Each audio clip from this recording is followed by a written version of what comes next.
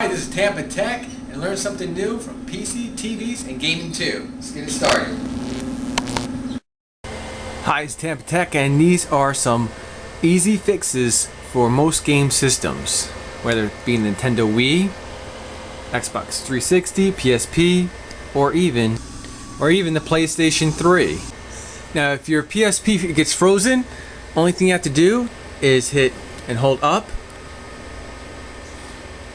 and it'll force shut it down without taking out the battery. Same thing goes for the 3DS, Nintendo 3DS.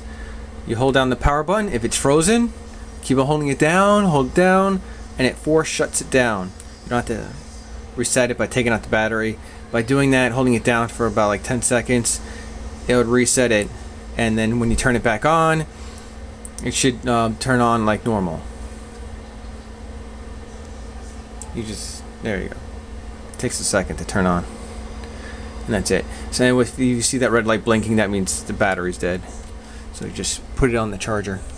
Same thing goes for the Nintendo Wii. You don't have to unplug the Nintendo Wii. You can just hold down the power button about like 10 seconds or maybe 5 seconds, and then it shuts it down. And that's how you reset the Wii. Well, this is the reset button too, but this is how you force shut it down. With the Xbox 360, if you hold it down, it doesn't really force shut it down. What I highly recommend, some people, they're like, hey, unplug the power from the back. But the power brick, you should really unplug.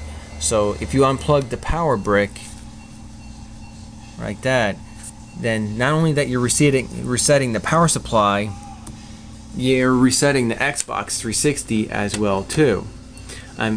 What Microsoft tells you to do on their website is unplug both, because sometimes the capacitors hold charge in the power supply. So you do that for 1 minute. That's how you reset your Xbox. Also, if you're not getting a disc that's reading, make sure your disc is completely clean. If you're still not getting your disc reading, what you could do is you could open it up and clean the lens on the optic. But if you don't want to open it up, you can simply just blow in there, and it could be dust lying on top of the lens. So if you just go ahead and go a simple, believe it or not, that's how you used to fix now the original Nintendo, just by blowing into the cartridge and blowing into the main unit. And same thing goes for this. This is a little harder because it has a flap right there, but you could do the same thing pretty much right for this thing as well, even though it is recommended you do clean the lens after a few years with a lens cleaner. Same thing with the PlayStation 3. Unplug the power cord, you can wait a minute, and then plug it back in. It should reset it. If it doesn't, what you have to do is hold down the power button on the PlayStation 3 until the PlayStation 3 turns off. Then again, hold the power button down a second time, and when you hold it down a second time, it'll pull up the restore features, the service menu. And same thing goes for a HD cable box. Sometimes these things heat up. You unplug the power cord, wait about a minute, and then the clock comes on, and then you can turn it on. And you can do the same thing for surround sound.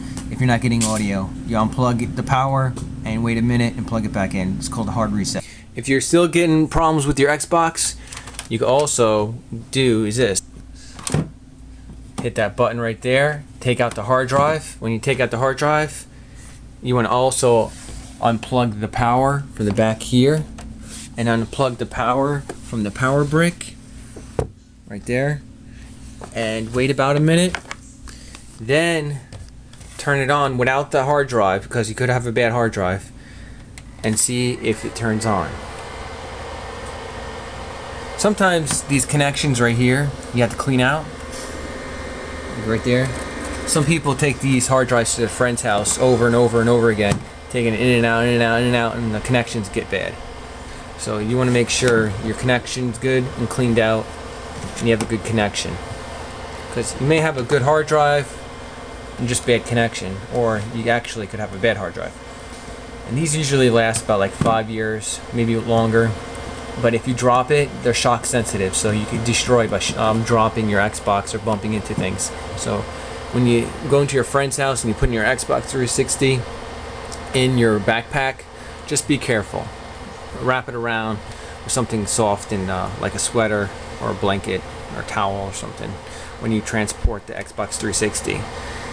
And for the Wii has the SD card, so you don't really necessarily have to worry about that too much. But the same thing goes for the Wii.